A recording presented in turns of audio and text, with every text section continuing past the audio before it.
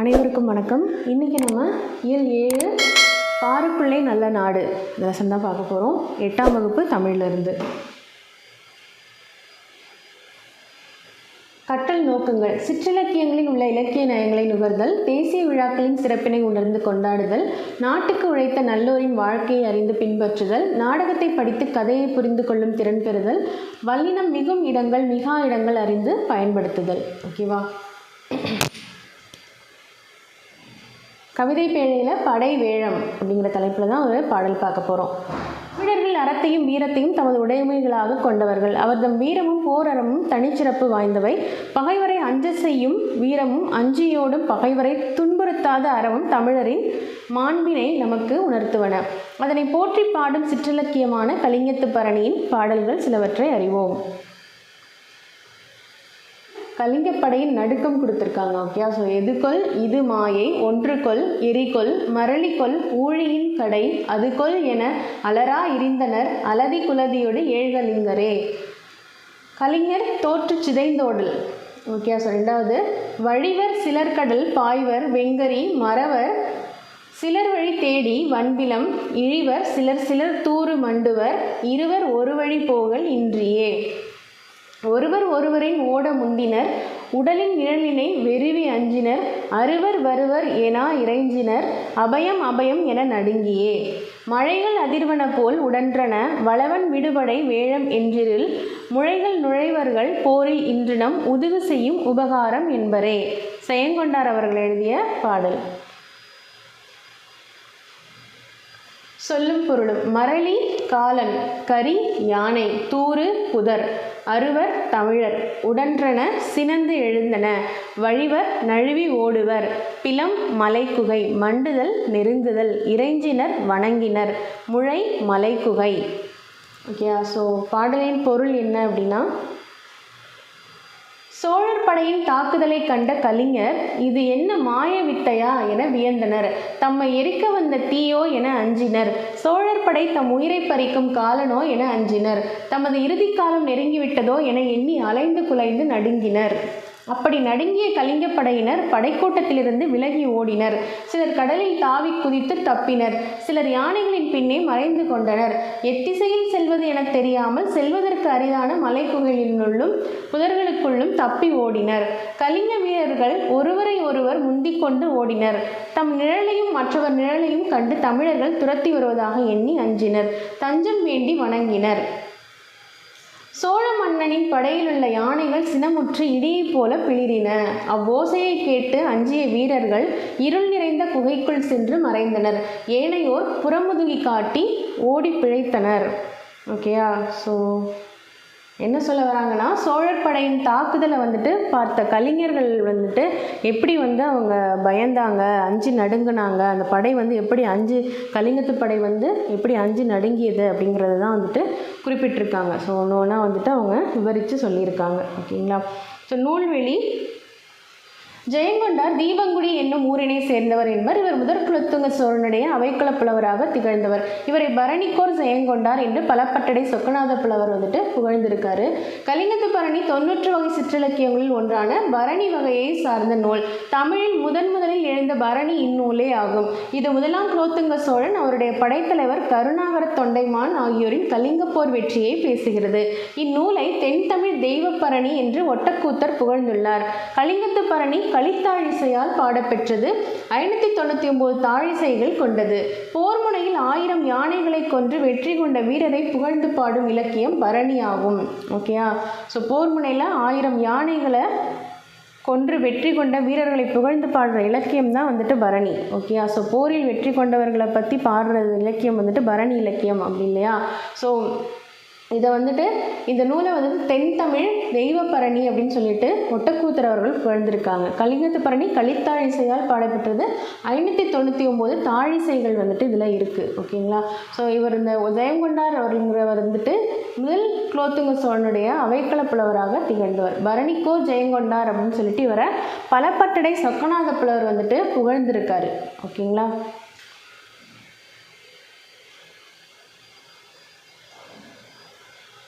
So book back question, சிங்கம் டேஷில் வாழும். சிங்கம் வந்துட்டு முழையில் வாழும். ஓகேயா?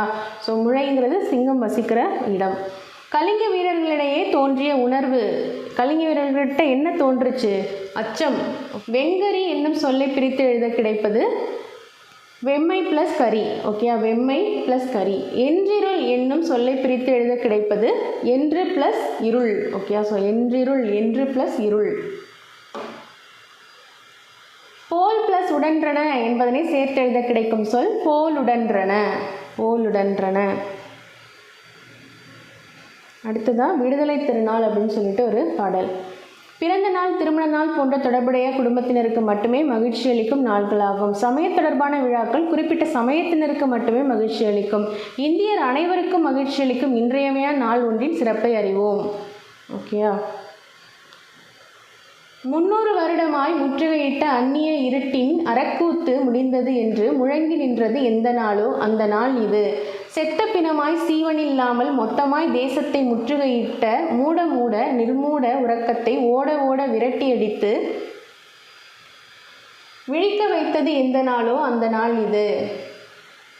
பரிதவித்திருந்த பாரத அன்னை காளியாய் சீறி கைவிலங்கொடித்து பகையை துடைத்து சத்திய நெஞ்சின் சபதம் முடித்து கூந்தல் முடித்து குங்குமம் பொட்டு வைத்து ஆனந்த தரிசனம் அளித்து நின்றது எந்த நாளோ அந்த நாள் இது. சதி வழக்கினிலே சம்பந்தப்பட்டு தூக்கு கயிற்றில் தொங்கப்போகும் கடைசி கணத்திலும் கண்முன் நிறுத்தி பகத்சிங் பார்த்து பரவசப்பட்ட அற்புத விடியலை அழைத்து வந்தது எந்த நாளோ அந்த நாள் இது. முற்றி படர்ந்த முட்காட்டை எரித்து விளைந்த மூங்கிலை வீரமாய் துளைத்து மூச்சு காற்றை மோகித்து நுழைத்து புரட்சி புல்லாங்குழலில் பூபாலம் இசைத்தது எந்த நாளோ அந்த நாள் இது.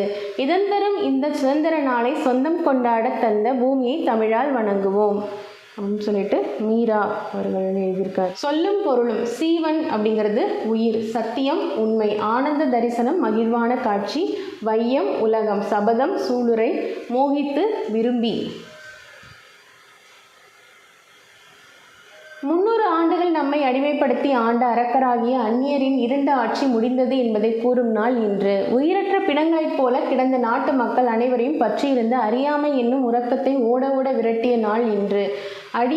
அடிமையாய் தவித்து கொண்டிருந்த இந்திய தாய் சினந்து எழுந்து தன் கைவிலங்கை உடைத்து பகைவரை அழித்து அவிழ்ந்த கூந்தலை முடித்து நெற்றியில் திலகமிட்டு இந்தியருக்கு மகிழ்வான காட்சியை அளித்த நாள் இன்று. சதி வழக்கில் தூக்கு தண்டனை விதிக்கப்பட்ட பகத்சிங் தூக்கிலிடப்படும் கடைசி நேரத்திலும் தன் மனக்கண்ணில் கனவு கண்ட இந்தியாவின் விடியல் தோன்றிய நாள் இன்று. பகைமை என்னும் முள்காட்டினை அழித்து அங்கு விளைந்த மூங்கிலை புரட்சி என்னும் புல்லாங்குழல் ஆக்கி மூச்சு காற்றால் பூபால இசைப்பாடும் இனிய நாள் இன்று. இன்பம் தரும் இந்த விடுதலை திருநாளை கொண்டாட வாய்ப்பளித்த நம் தாய் நாட்டை தமிழால் வணங்குவோம். நூல்வெளி. மீ ராசேந்திரன் என்னும் இயற்பெயரை உடைய மீரா கல்லூரி பேராசிரியராக பணியாற்றியவர். மீரா அப்படிங்கிறது அவருடைய ஷார்ட் ஃபார்ம். மீ ராசேந்திரன். ஓகேவா? ஸோ அன்னம் விடு தூது என்னும் இதழை நடத்தியவர். ஊசிகள், குக்கு, 3ம் 6ம், வா இந்த பக்கம் உள்ளிட்ட பல நூல்களை வந்துட்டு இவர் எழுதியிருக்காரு. இவர் எழுதிய கோடையும் வசந்தம் என்னும் நூலிலிருந்து ஒரு கவிதை தான் இங்கே தரப்பட்டிருக்கு. கோடையும் வசந்தமும். ஓகேவா? Book back question. வானில் முழு நிலவு அழகாக தரிசனம் அளித்தது. ஓகேயா? இந்த டேஷ் முழுவதும் போற்றும்படி வாழ்வதே சிறந்த வாழ்வு. இந்த வையம் முழுவதும் போற்றும்படி வாழ்வதே சிறந்த வாழ்வு. சீவன் இல்லாமல் என்னும் சொல்லை பிரித்து எழுத கிடைப்பது சீவன் ப்ளஸ் இல்லாமல். விலங்கொடித்து என்னும் சொல்லை பிரித்து எழுத கிடைப்பது விலங்கு ப்ளஸ் ஒடித்து. விலங்கொடித்து, விலங்கு ப்ளஸ் ஒடித்து. காட்டை ப்ளஸ் எரித்து என்பதனை சேர்த்து எழுத கிடைக்கும் சொல் காட்டை எரித்து. இதம் ப்ளஸ் தரும் என்பதனை சேர்த்து எழுத கிடைக்கும் சொல் இதன் தரும்.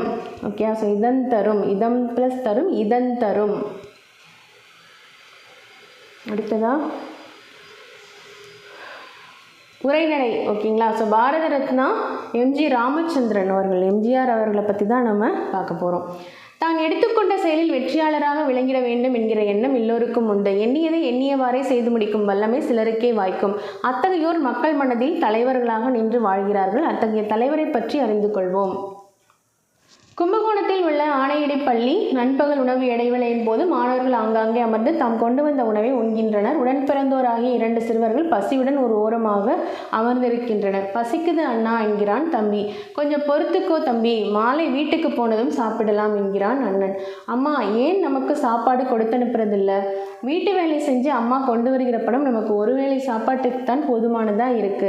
அம்மா என்ன செய்வாங்க பாவம். வீட்டு வேலைக்கு போயிருக்கிற அம்மா மாலையில் எப்படியும் அரிசியோடு வருவாங்க, நமக்கு ஏதாவது உணவு சமைச்சு தருவாங்க என்று தம்பியை அணைத்து கொண்டு ஆறுதல் கூறுகிறான் அண்ணன். இருவரும் பசியுடன் பாடம் படிக்கின்றனர். காலம் வேகமாக சுழல்கிறது. அந்த சிறுவர்களின் தம்பி இப்போது தமிழ்நாட்டின் முதலமைச்சர். பசியால் வாடிய தமது இளமைக்கால நினைவுகள் இப்போதும் மறையாமல் அவரது உள்ளத்தில் சுற்றி கொண்டே இருக்கின்றன. தமிழ்நாட்டு குழந்தைகள் பசியறியாமல் படிக்க வேண்டும் என்று விரும்புகிறார் அவர். எனவே காமராசர் காலத்தில் தொடங்கப்பட்ட மதிய உணவு திட்டத்தை விரிவுபடுத்தப் போகிறேன். இனிமேல் பள்ளி குழந்தைகளுக்கு காய்கறிகள், பருப்பு முதலியவற்றுடன் கூடிய உணவு வழங்கப்படும். இந்த திட்டம் இனி சத்துணவு திட்டம் என அழைக்கப்படும் என அறிவிக்கிறார். ஓகேங்களா? ஸோ எம்ஜிஆர் அவர்கள் வந்துட்டு தமிழ்நாட்டுடைய முதலமைச்சராக இருக்கும் பொழுது நடந்த நிகழ்வுகள் தான் வந்துட்டு குறிப்பிடுறாங்க. காமராஜர் காலத்தில் தொடங்கப்பட்ட மதிய உணவு திட்டத்தை வந்துட்டு விரிவுபடுத்தி சத்துணவு திட்டமாக வந்துட்டு அவர் அறிவிக்கிறாரு. ஓகேவா? சத்தான காய்கறிகள், பருப்பு இதெல்லாம் வந்துட்டு சேர்த்து உணவில் கொடுக்குறாங்க. இளமை காலத்தில் பசியின் கொடுமையால் வாடியதை மறவாமல் தாம் ஆட்சிக்கு வந்ததும் பள்ளி குழந்தைகளின் பசியை தீர்க்க திட்டம் தீட்டிய அந்த உயர்ந்த மனிதர் தான் புரட்சித் தலைவர் எம்ஜிஆர் என்று அனைவராலும் அழைக்கப்படும் எம்ஜி ராமச்சந்திரன். ஓகேவா? அடுத்ததான் புரட்சி நடிகர். எம்ஜிஆர் வறுமையின் கொடுமையை நன்கு உணர்ந்தவர். வறுமை காரணமாகவே அவரும் அவருடைய அண்ணனும் பள்ளி படிப்பை தொடர முடியாமல் நாடகக் குழுவில் சேர்ந்தனர். நாடகங்களில் சிறு சிறு வேடங்களில் நடிக்கத் தொடங்கினர். எம்ஜிஆர் தமது நடிப்பாற்றலால் நாடகக் குழுவின் முதன்மை நடிகராக உயர்ந்தார். அதன் பின்னர் எம்ஜிஆர் திரைப்படத்துறையில் நுழைந்தார். நாடகத்துறையைப் போலவே திரைத்துறையிலும் முதலில் சிறு சிறு வேடங்களில் நடிக்கத் தொடங்கி விரைவிலேயே கதாநாயகனாக உயர்ந்தார். எம்ஜிஆர் தாம் ஏற்று நடித்த கதை மாந்தர்கள் மூலம் ஏழை எளியோர், உழவர்கள், தொழிலாளர்கள் ஆகியோரின் முன்னேற்றத்திற்கு உரிய கருத்துக்களை எடுத்துரைத்தார். எனவே மக்கள் அவரை புரட்சி நடிகர், மக்கள் திலகம் என்றெல்லாம் போற்றினர். மேலும் இந்திய அரசு மிகச்சிறந்த நடிகருக்கு வழங்கும் பாரத் பட்டத்தை இவருக்கு வழங்கி சிறப்பித்தது. திரைத்துறையில் நடிகர், தயாரிப்பாளர், இயக்குனர் என பன்முக திறமை கொண்டு விளங்கினார். தெரிந்து தெளிவோம். கேரளாவை சேர்ந்தவர்களாகிய எம்ஜிஆரின் பெற்றோர் குடும்பத்துடன் இலங்கைக்கு குடிபெயர்ந்தனர். இலங்கையில் உள்ள கண்டியில் கிபி 1917 சனவரி திங்கள் 17ஆம் நாள் கோபாலன் சத்யபாமா இணையருக்கு 5ஆம் மகனாக எம்ஜிஆர் பிறந்தார். இவர் குழந்தையாக இருக்கும் பொழுதே தந்தையை இழந்தார். இதனால் எம்ஜிஆரின் தாயார் குழந்தைகளுடன் தமிழ்நாட்டுக்கு வந்து கும்பகோணத்தில் குடியேறினார். எம்ஜிஆர் திரைப்படங்களில் தாம் பாடி நடித்த பாடல்கள் மூலம் உயர்ந்த கருத்துக்களை மக்களிடம் விதைத்தார். மாபெரும் சபைதனில் நீ நடந்தால் உனக்கு மாலைகள் விழ வேண்டும், ஒரு மாற்று குறையாத மன்னவன் இவன் என்று போற்றி புகழ வேண்டும். ஸோ இந்த பாடல் வரிகள் கண்டிப்பாக கேட்டிருப்பீங்க. போன்ற பாடல்கள் மூலம் மனிதன் எத்தகைய நோக்கத்துடன் வாழ வேண்டும் என்பதை எடுத்துரைத்தார். வாழ்வில் உயர்நிலையை அடைந்த பின்னரும் எளிமையாக வாழ வேண்டும் என்பதை, பதவி வரும்போது பணிவு வர வேண்டும், துணிவு வர வேண்டும் தோழா அப்படின்ற ஒரு பாடல் வரிகளால் எடுத்துரைக்கிறாரு அப்படின்னு சொல்கிறாங்க. மேலும் அப்பாடல் வரிகளுக்கு தாமே இலக்கணமாகவும் திகழ்ந்தார். பொன்மனச் செம்மல். எம்ஜிஆர் தாம் ஈட்டிய செல்வத்தை மற்றவர்களுக்கு கொடுத்து மகிழ்ந்தவர். புயல், வெள்ளம் போன்ற இயற்கை சீற்றங்கள் நிகழ்ந்த போதெல்லாம் பாதிக்கப்பட்டவர்களுக்கு உணவு, உடை வழங்கி அவர்களின் துயர் துடைக்க இவரின் கொடைக்கரங்கள் நீந்தன. எம்ஜிஆர் ஒருமுறை வெளியூரிலிருந்து மகிழ்வுந்தில் சென்னைக்கு வந்து கொண்டிருந்தார். வழியில் மூதாட்டி ஒருவரும் 10 வயது சிறுமி ஒருத்தியும் தலையில் புல்கட்டுகளை சுமந்தவாறு கால்களில் காலணிகள் இல்லாமல் சென்று கொண்டிருந்தனர். சாலையின் சூடு பொறுக்க முடியாமல் அவர்கள் சாலையோர மழையில் நிற்பதும் ஓடுவதுமாக இருந்ததை கண்ட எம்ஜிஆர் உடனே தமது மகிழுந்தை நிறுத்தச் செய்தார். உடன் வந்த தமது துணைவியாரது காலணியையும் உறவினரான பெண்ணின் காலணியும் அவர்களுக்கு கொடுக்க செய்தார். மேலும் அவர்களுக்கு பணமும் கொடுத்துவிட்டு பயணத்தை தொடர்ந்தார். தெரிந்து தெளிவோம். சென்னை பல்கலைக்கழகம் வந்துட்டு எம்ஜிஆருடைய பணிகளை பாராட்டி டாக்டர் பட்டம் வந்து கொடுத்துருக்காங்க. தமிழக அரசு அவர் நினைவை போற்றும் வகையில் எம்ஜிஆர் மருத்துவ பல்கலைக்கழகத்தை வந்துட்டு நிறுவியிருக்கு. ஓகேங்களா? ஸோ சென்னை கடற்கரையில் இவருக்கு எழிலார்ந்த நினைவிடம் ஒன்றையும் அமைச்சிருக்காங்க. அவரது இறப்புக்கு பின் இந்திய அரசு மிக உயரிய பாரத ரத்னா, இந்திய மாமணி அப்படிங்கிற ஒரு விருதினையும் அவங்க கொடுத்துருக்காங்க. 1988ஆம் ஆண்டு கொடுத்துருக்காங்க. ஓகே.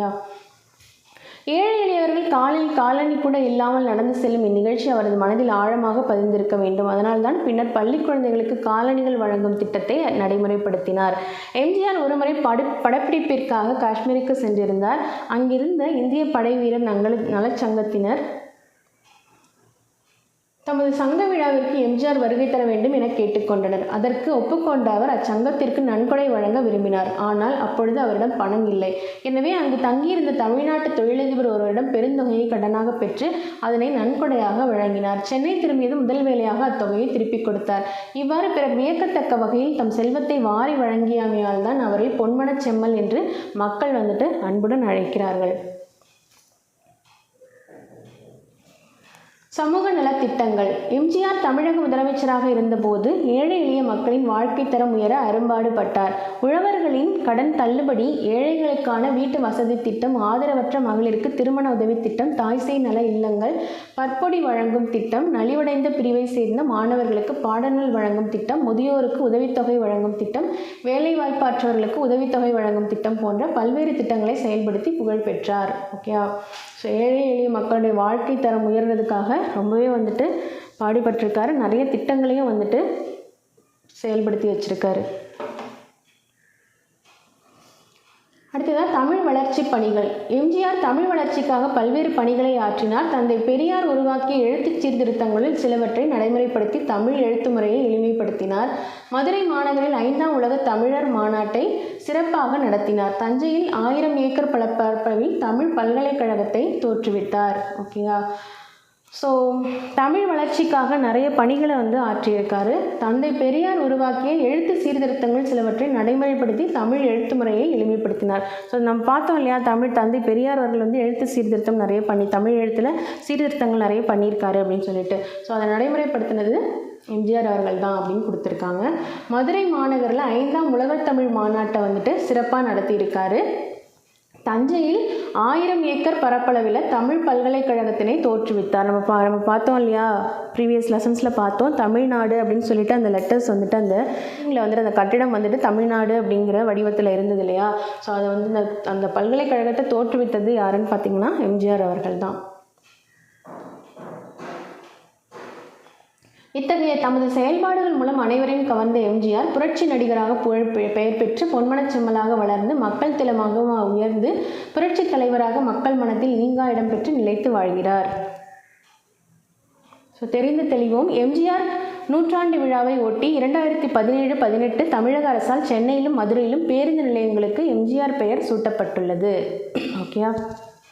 சென்னையிலையும் மதுரையிலையும் அவருடைய நூற்றாண்டு விழாவை ஒட்டி 2017-2018 தமிழக அரசில் சென்னையிலும் மதுரையிலும் இருக்கிற பேருந்து நிலையங்களுக்கு எம்ஜிஆர் பேர் சூட்டியிருக்கிறாங்க. இந்திய அரசு சென்னை சென்ட்ரல் ரயில் நிலையத்திற்கு புரட்சி தலைவர் டாக்டர் எம்.ஜி. ராமச்சந்திரன் மத்திய ரயில் நிலையம் என பெயர் மாற்றம் செய்து அவரின் பெருமைப்படுத்தியுள்ளது. ஓகேயா? ஸோ இந்திய அரசும் கூட சென்னை சென்ட்ரல் ரயில் நிலையத்துக்கு புரட்சி தலைவர் டாக்டர் எம்.ஜி. ராமச்சந்திரன் மத்திய ரயில் நிலையம் அப்படின்னு சொல்லி பெயரை மாற்றி அவரை பெருமைப்படுத்தியிருக்கிறாங்க. Book back question. So MGR dash என்னும் நூரில் கல்வி பயின்றார். ஓகே, ஸோ நம்ம பார்த்தோம் இல்லையா, இலங்கையிலிருந்து அவங்க அம்மா கும்பகோணத்துக்கு தான் வந்திருப்பாங்க. ஸோ கும்பகோணத்தில் தான் கல்வி பயின்றிருக்காரு. எம்ஜிஆர் படிப்பை தொடர முடியாமைக்கு காரணம் குடும்ப வறுமை. ஓகே, ஸோ சாப்பாடுக்கே ரொம்ப கஷ்டப்படுற மாதிரி ஒரு சூழ்நிலையில் இருக்கிறதுனால அவர் படிப்பை தொடர முடியாமல் போயிருக்கு. இந்திய அரசு சிறந்த நடிகருக்கான டேஷ் எனும் பட்டத்தை எம்ஜிஆருக்கு வழங்கியது. பாரத மாமணி. ஓகே, பாரத் ரத்னா அப்படின்னு பார்த்தோம் இல்லையா. ஸோ மாமணி, அந்த இந்திய மாமணி அப்படின்ற பட்டத்தை, பாரத மாமணிங்கிற பட்டத்தை அவருக்கு வழங்கியிருக்கிறாங்க. 5ஆம் உலக தமிழ் மாநாடு நடைபெற்ற இடம் மதுரை. ஓகே, ஸோ மதுரையில் நடைபெற்றதுன்னு பார்த்தோம் இல்லையா. ஸோ அடுத்ததாக எம்ஜிஆருக்கு அழியாத புகழை தேடித்தந்த திட்டம் எது அப்படின்னு பார்த்தீங்கன்னா மதிய உணவு திட்டம். ஓகே, ஸோ அழியாத புகழை தேடித்தந்த திட்டம் மதிய உணவு திட்டம். அறிவுசால் ஔவையார் அப்படின்னு சொல்லிட்டு ஒரு உரையாடல் தான் கொடுத்துருக்காங்க. ஸோ இதில் முக்கியமாக ஒரு தெரிந்து தெளிவும்னு ஒரு 2 பார்ட் மட்டும் ஔவையாரோட அவர்களுடைய பாடல்கள் கொடுத்துருக்காங்க. மற்றபடி டயலாக்ஸ் தான் வருது. ஓகேங்களா. ஸோ உங்களுக்கு வேணும் அப்படின்னா நீங்கள் ரீட் பண்ணிக்கலாம். ஸோ கல்வி அறிவில் சிறந்த அறிவுரையும் நல்லொழுக்கம் மிக்க மக்களையும் கொண்டது நம் தமிழ்நாடு. இவர்களை போற்றி பாதுகாக்க வேண்டியது மன்னர்களின் கடமையாக கருதப்பட்டது. அறிவில் சிறந்த புலவர்கள் மன்னர்களுக்கு தேவையான அறிவுரைகளை வழங்கி நாட்டை பாதுகாக்க உதவினர். அவ்வாறு 2 நாடுகளுக்கு இடையே நடைபெற இருந்த போரை ஔவையார் தடுத்த நிகழ்வை தான் நாடகமாக கொடுத்துருக்காங்க. ஓகேவா. ஸோ அதியமான் அவர்களுக்கும் தொண்டைமான் அவர்களுக்கும் நடக்க இருந்த போரை தடுத்து நிறுத்தியிருப்பாங்க. ஸோ அது எப்படி அப்படிங்கிறது தான் டயலாக்ஸாக கொடுத்துருக்காங்க. ஸோ அது ஒரு தடவை ரீடிங் விட்டுக்கோங்க. ஓகேங்களா. இங்கே தெரிந்து தெளிவோம்ல, சிறி இலை நெல்லி தீங்கனி குறியாது ஆதல் நின்னகத்து அடக்கிச் சாதல் நீங்க எமக்கீந்தனையே அப்படின்னு சொல்லிட்டு ஔவையார் அவர்களுடைய பாடலில் ஒன்று கொடுத்துருக்காங்க. ஸோ இதில் படிச்சுக்கோங்க. ஓகேங்களா. அடுத்ததாக இன்னொரு பாடலும் இருக்கும்.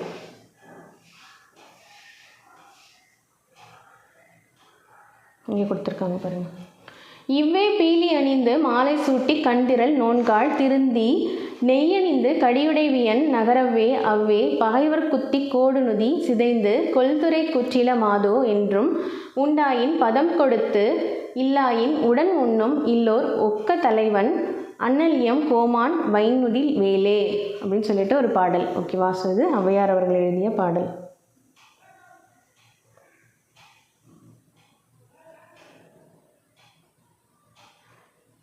அடுத்ததாக வல்லினம் மிகும் இடங்களும் மிகா இடங்களும். ஓகேயா. ஸோ நெக்ஸ்ட் லெசன் இலக்கணம். கதையை படித்தேன் எழுதி கொண்டேன் அப்படி சொன்னது எப்படி தெரியும். ஓகேவா. ஸோ மேலே உள்ள தொடர்களை படித்து பாருங்கள். இவற்றை இயல்பாக படிக்க இயலாதவாறு சொற்களுக்கு இடையே ஒரு ஓசை இடைவெளி இருப்பதை உணர முடிகிறது அல்லவா. அவற்றை கீழே உள்ளவாறு படித்து பாருங்கள். கதையை படித்தேன் எழுதி கொண்டேன் அப்படி சொன்னது எப்படி தெரியும். ஓகேயா. ஸோ இப்போ எவ்வளோ இயல்பாக படிக்க முடியுது, ஆனால் இது இயல்பாக படிக்க முடியல இல்லையா அப்படின்னு சொல்கிறாங்க.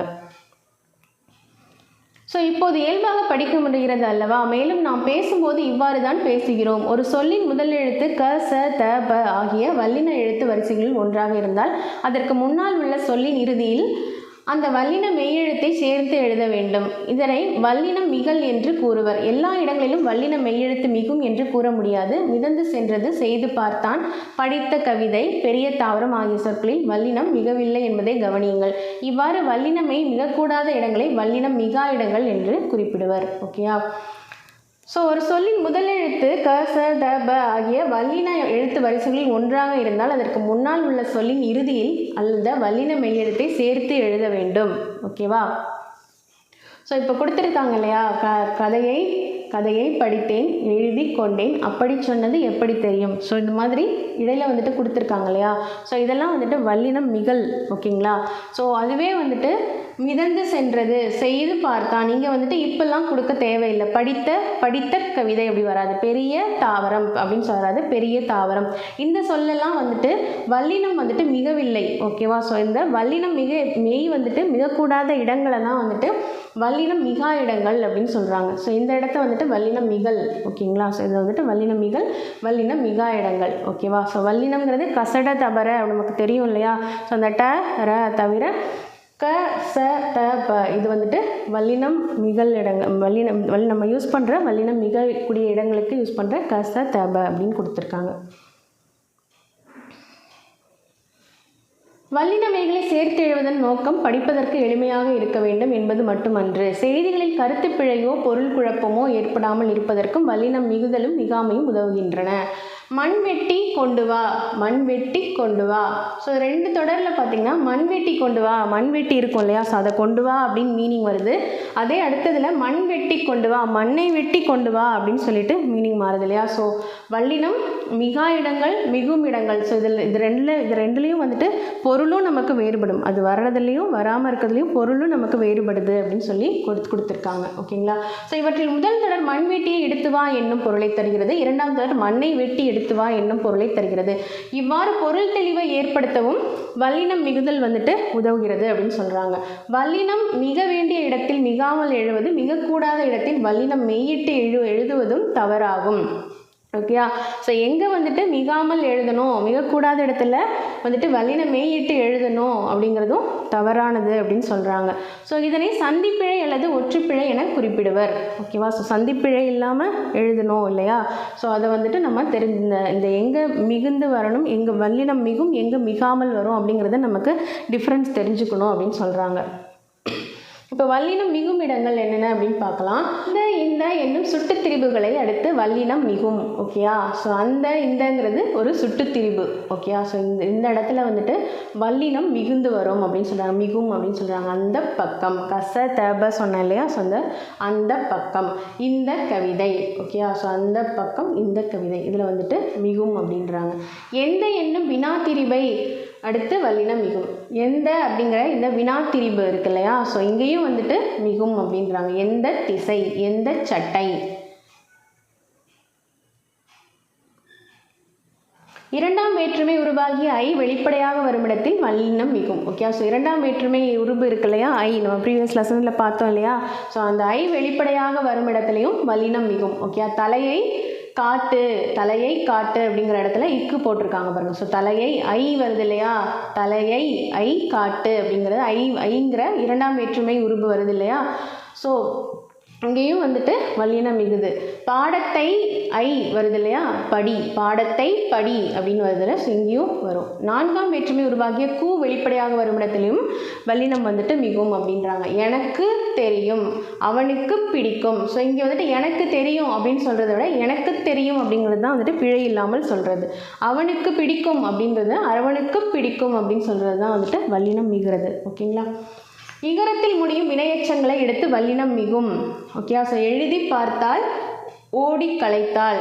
ஸோ இகரத்தில் முடியும், அதாவது எழுதி ஈ முடியுது இல்லையா, எழுதி பார்த்தால், ஓடி ஈ முடியுது இல்லையா. ஸோ ஓடி களைத்தால் ஈங்கிற லெட்டரில் முடியுது இல்லையா. ஸோ அங்கேயும் வந்துட்டு வல்லினம் மிகும் அப்படின்றாங்க. உகரத்தில் முடியும் வினையெச்சங்கள் வன்தொடர் குற்றியுகரமாக இருந்தால் மட்டும் வல்லினம் மிகும். ஸோ உகரத்தில் முடிகிற வினையெச்சங்கள் வந்து வன்தொடர் குற்றியுகரமாக இருந்துச்சுன்னா மட்டும் வல்லினம் மிகும் அப்படின்னு சொல்கிறாங்க. பெற்று கொண்டேன், படித்து பார்த்தார். பெற்று ஊ வருது இல்லையா, பெற்று கொண்டேன், படித்து பார்த்தார். எதிர்மறை பெயரெச்சத்தின் இறுதி எழுத்து கெட்டு வருவது ஈறுகெட்ட எதிர்மறை பெயரெச்சம் ஆகும். இதில் வல்லினம் மிகும். ஓகே, ஸோ ஈறுகெட்ட எதிர்மறை பெயரெச்சத்துலேயும் வல்லினம் மிகும் அப்படின்றாங்க. செல்லா காசு, எழுதா பாடல். ஓகே, ஸோ எதிர்மறை பெயரெச்சத்தின் இறுதி எழுத்து கெட்டு வருவது. ஓகே, ஸோ செல்லா காசு அப்படின்னு வருது இல்லையா. ஸோ இது வந்துட்டு ஈறுகெட்ட எதிர்மறை பெயரெச்சம் அப்படின்னு சொல்கிறாங்க. இந்த இடத்துலையும் வல்லினம் மிகும். எழுதா பாடல். உவமை தொகையில் வல்லினம் மிகும். அடுத்ததான் உவமை தொகையிலையும் வல்லினம் மிகும். ஓகே, ஸோ உவமை தொகை அப்படிங்கிறது மலர் பாதம், மலரை போன்ற பாதம் அப்படின்னா. அடுத்ததான் தாய் தமிழ், தாயை போன்ற தமிழ். ஓகேங்களா. ஸோ தமிழை வந்துட்டு தாயோட ஒப்பிட்டு சொல்கிறாங்க, பாதத்தை வந்து மலரோட ஒப்பிட்டு சொல்கிறாங்க. ஓகேவா. ஸோ இது உவமை தொகையில் வல்லினம் மிகும். உருவகத்தில் வல்லினம் மிகும். உருவகப்படுத்தி நம்ம சொல்கிறோம் இல்லையா, தமிழ் தாய், தமிழை வந்துட்டு தாயாக சொல்கிறாங்க, தமிழ் தாய் இருக்காங்க, தமிழ் தாய் அப்படின்னு சொல்கிறாங்க இல்லையா. வாய்ப்பவளம் அப்படின்னு சொல்கிறாங்களே. ஸோ இது வந்துட்டு உருவகப்படுத்தி சொல்கிறது. ஸோ இங்கேயும் வந்துட்டு வல்லினம் மிகும் அப்படின்னு சொல்கிறாங்க. எண்ணு பெயர்களில் 8, 10 ஆகிய 2 பெயர்களில் மட்டும் வல்லினம் மிகும். 8 புத்தகம், 10 காசு. அப்படி இப்படி எப்படி ஆகிய சொற்களை எடுத்து வல்லினம் மிகும். ஓகே. ஸோ அப்படி செய், இப்படி காட்டு, எப்படி தெரியும் அப்படிங்கிற இந்த சொற்கள்லையும் வந்துட்டு வல்லினம் மிகுந்து வரும். திசை பெயர்களை அடுத்து வல்லினம் மிகும்.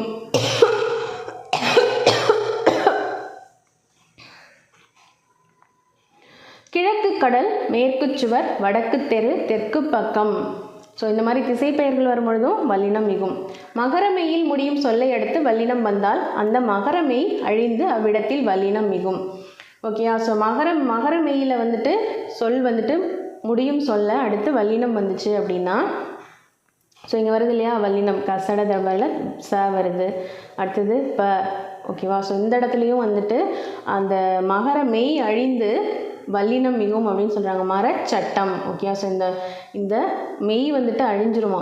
ஓகே. ஸோ அழிந்து இந்த மகர மெய் அழிந்து அந்த இடத்துல வல்லினம் வந்துட்டு மிகுந்து வருதுன்னு சொல்கிறாங்க. மரச்சட்டம். ஓகே. இச்சா ஆயிடுது, இங்கே வந்துட்டு இச்சா மாறிடுது. வட்டம் ப்ளஸ் பாறை, வட்டப்பாறை. ஓகேவா. ஸோ இந்த இடத்துலையும் மிகும். அடுத்ததா வல்லினம் மிகா இடங்கள் எது அப்படின்னு பார்த்தீங்கன்னா, எழுவாய் சொற்களை அடுத்து வல்லினம் மிகாது. ஓகேவா. ஸோ தம்பி படித்தான், யானை பிளிரியது அப்படின்றதெல்லாம் வந்துட்டு எழுவாய் சொற்கள். ஸோ அங்கெல்லாம் வந்துட்டு வல்லினம் வந்துட்டு மிகாது. தம்பி படித்தான் அப்படின்னு வராது. ஸோ தம்பி படித்தான், யானை பிளிரியது. ஓகேவா. ஸோ யானை பிளிரியது அப்படின்னு வராது. ஓகேவா. ஸோ இதெல்லாம் வந்துட்டு எழுவாய், தம்பி, யானை இதெல்லாம் வந்துட்டு எழுவாய் சொற்கள் இல்லையா. ஸோ அங்கெல்லாம் வந்துட்டு வல்லினம் வந்துட்டு மிகாது அப்படின்றாங்க. அது, இது, எது ஆகிய சொற்களை அடுத்து வல்லினம் மிகாது. அது சென்றது, இது பெரியது அப்படின்னு வராது. ஓகேவா. ஸோ இந்த அது, இது, எது அப்படிங்கிற சொற்களில் வந்துட்டு வல்லினம் மிகாது. அது சென்றது, இது பெரியது, எது கிடைத்தது அப்படின்னு தான் வரும். பெயரெச்சம், எதிர்மறை பெயரெச்சம் ஆகியவற்றை அடுத்து வல்லினம் மிகாது. ஓகே. ஸோ பெயரெச்சம் எழுதிய பாடல், எழுதாத பாடல். ஓகே. ஸோ பெயரெச்சம், எதிர்மறை பெயரெச்சம் ஆகியவற்றை அடுத்து வல்லினம் மிகா. எழுதிய பாடல், எழுதாத பாடல் அப்படின்னு வராது. எழுதிய பாடல், எழுதாத பாடல். ஓகே. ஸோ இரண்டாம் வேற்றுமை உருவு மறைந்து வரும் இடங்களில் இரண்டாம் வேற்றுமை தொகை வல்லினம் மிகாது. ஸோ இங்கே பார்த்தீங்கன்னா எடுத்துக்காட்டு இலை பறித்தேன், காய் தின்றேன். ஓகே. ஸோ இரண்டாம் வேற்றுமை உருவு மறைந்து வரும் இடங்களில் இலை ஐங்கிறது இங்கே மறைந்து வருது இல்லையா, ஸோ அந்த இடத்துல வந்துட்டு வல்லினம் மிகாது. ஸோ அங்கே மறையாமல் வரும் இடத்துல வந்துட்டு வல்லினம் மிகும் அப்படின்னு சொல்லி நம்ம பார்த்தோம் இல்லையா, ஸோ இங்கே வந்துட்டு மறைந்து வர இடத்துல வராது அப்படின்னு சொல்லிட்டாங்க. ஸோ இரண்டாம் வேற்றுமை தொகை இந்த இடத்துல வல்லினம் மிகாது. இலை பறித்தேன், காய் தின்றேன். உகரத்தில் முடியும் வினையெச்சங்கள் மென்தொடர் குற்றியலுகரமாகவோ இடைத்தொடர் குற்றியலுகரமாகவோ இருந்தால் வல்லினம் மிகாது. தின்று தீர்த்தான், செய்து பார்த்தான். ஓகே. ஸோ உகரத்தில் முடியும், ஊ அப்படின்னு முடியுது இல்லையா, தின்று செய்து அப்படின்னு வருது, உகரத்தில் முடிகிறது இல்லையா. ஸோ உகரத்தில் முடியும் வினையெச்சங்கள் மென்தொடர் குற்றியலுகரமாகவோ இடைத்தொடர் குற்றியலுகரமாகவோ இருந்தால் வல்லினம் மிகாது. தின்று தீர்த்தான், செய்து பார்த்தான். ஓகே. ஸோ இங்கெல்லாம் வந்துட்டு வல்லினம் மிகாது. அடுத்ததான் வினைத்தொகையில் வல்லினம் மிகாது. எழுது பொருள், சுடுசோறு, இதெல்லாம் வினைத்தொகை. ஓகே. ஸோ எழுது பொருள், சுடுசோறு, ஸோ இங்கெல்லாம் வந்துட்டு வல்லினம் மிகாது. அப்படி இப்படி எப்படி ஆகிய சொற்களை தவிர படி என்னும் முடியும் பிற சொற்களை அடுத்து வல்லினம் மிகாது. ஓகே. எழுதும்படி சொன்னேன், பாடும்படி கேட்டுக்கொண்டார். ஓகே. எழுதும்படி அப்படி அப்படி செய்தான், இப்படி எப்படிப்பட்டது அப்படின்னு சொல்லி நம்ம பார்த்தோம் இல்லையா. ஸோ அதை தவிர படி என்று முடியும், இந்த படியில் இருக்க முடியும் பொழுது அது அப்படி இப்படி அப்படின்னு முடியுது இல்லையா, படின்னு முடியுது இல்லையா. ஸோ இங்கெல்லாம் வந்துட்டு வல்லினம் மிகும். ஆனால் அதை தவிர இந்த மாதிரி எழுதும்படி பாடும்படி இந்த படியிலலாம் வந்துட்டு வல்லினம் வந்துட்டு மிகாது அப்படின்னு சொல்கிறாங்க. ஓகே. ஸோ இதை புரிஞ்சுக்கோங்க. உண்மை தொகையில் வல்லினம் மிகாது. உண்மை தொகை தாய் தந்தை, தாயும் தந்தையும் வெற்றிலையும் பாக்கும் அப்படின்னு வருது இல்லையா. ஸோ அந்த உண்மை தொகையிலலாம் வந்துட்டு வல்லினம் வந்துட்டு மிகாது. ஓகேவா. ஸோ புக் பேக் கொஷின் கொடுத்துருக்காங்க. எதுலலாம் வந்துட்டு வல்லினம் மிகும் மிகா இடங்களை வந்துட்டு வகைப்படுத்துக அப்படின்னு சொல்லியிருக்காங்க. ஓகே. ஸோ நம்ம லெசன் பார்த்தோம் இல்லையா, ஸோ அதை வச்சு நீங்களே வந்துட்டு இது பண்ணி பாருங்கள். ஓகே. ஒரு தடவை லெசனை படிச்சுட்டு நீங்கள் வந்துட்டு இதில் எது மிகும் மிகாது அப்படிங்கிறத வந்துட்டு டிஃப்ரென்ஸ் பார்த்துக்கோங்க.